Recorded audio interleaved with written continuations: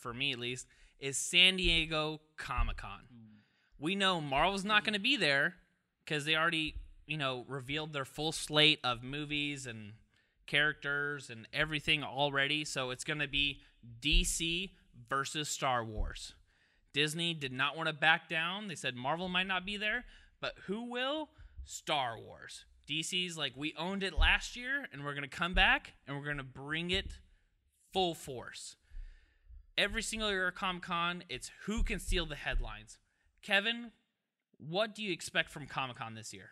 Biggest headline I want to see is just the full Justice League cast. We saw how Marvel did their big panel with all the Avengers in it, and I think DC really needs to bring it this year, just get people excited about it. We know that Ray Fisher has been cast as Cyborg, and he's just straight off of Broadway. He's a pure thespian, so I think that's a great casting choice. But as far as all the other ones that we know about, we've got Henry Cavill as Superman. We've got Ben Affleck as Batman. Gal Gadot as Wonder Woman. And we know that Jason Momoa is going to be Aquaman. But that still leaves 2 spots in the 7 that they've hyped up so much. So who are we going to see? Are we going to see an older Flash that doesn't look like the TV show Flash that we like so much?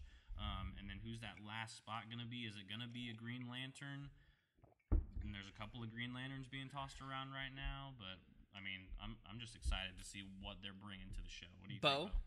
I think panels, the panels with all the actors is one thing I'm extremely excited about for them to talk about, because every year the actors come on and they talk about, well, how did I get into this role? What did this do to me as a person? And I want to be able to see that, because then I'll be able to understand that character from the comic books a little bit more as well. One, for example, is Superman, Henry Cavill, however you say his name, but Henry, that guy, he was really big on actually having a Superman body.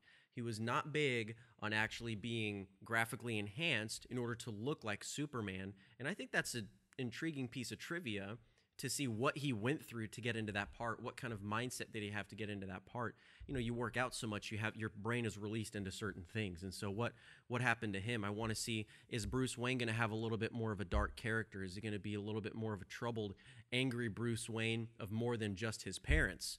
Or is he going to have a few other things going on? Is he going to be that older Bruce Wayne, just like we saw in Batman Returns by Frank Miller? Yep. Is it going to be that kind of Batman? What exactly is that going to be?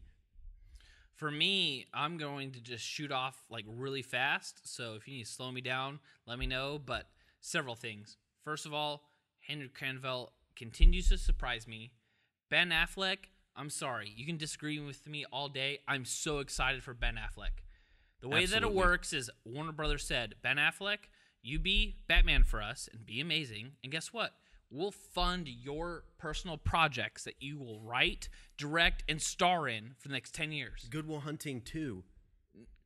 Okay, but even then, The Town, Gone Baby Gone, Argo, the guy is 3 for 3.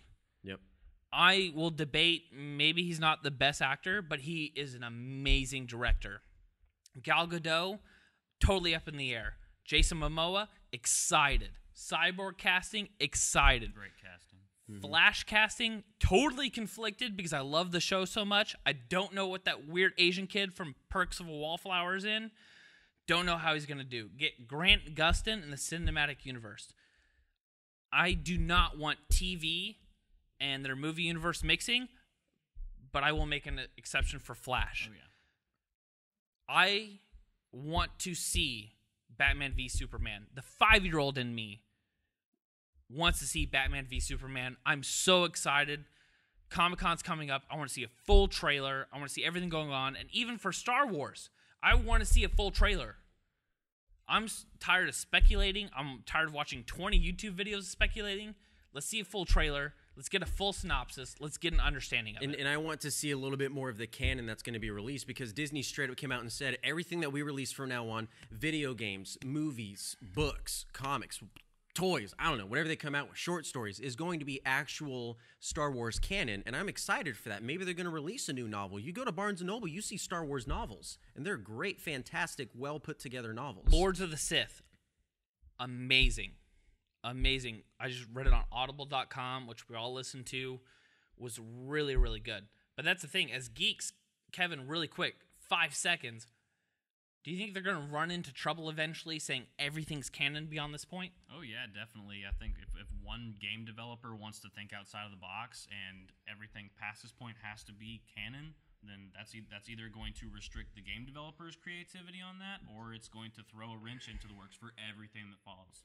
Real quick, sorry to butt in. I know we're out of time on this subject, but I 100% agree, because you look at universes like World of Warcraft and StarCraft, and even Diablo, that have a lot of these books that Blizzard hires a lot of these artists or authors to come out and write for them, and there's a lot of contradicting things in those, from the books to the manga that they have out to a lot of the comics to the games. There's a lot of contradicting things. Which at Star Wars Celebration, the geeks tested the people. There's actually a team of 12 people that are in charge of continuity, and they kept up with it, but I'm sorry. Eventually, you're going to run into some errors.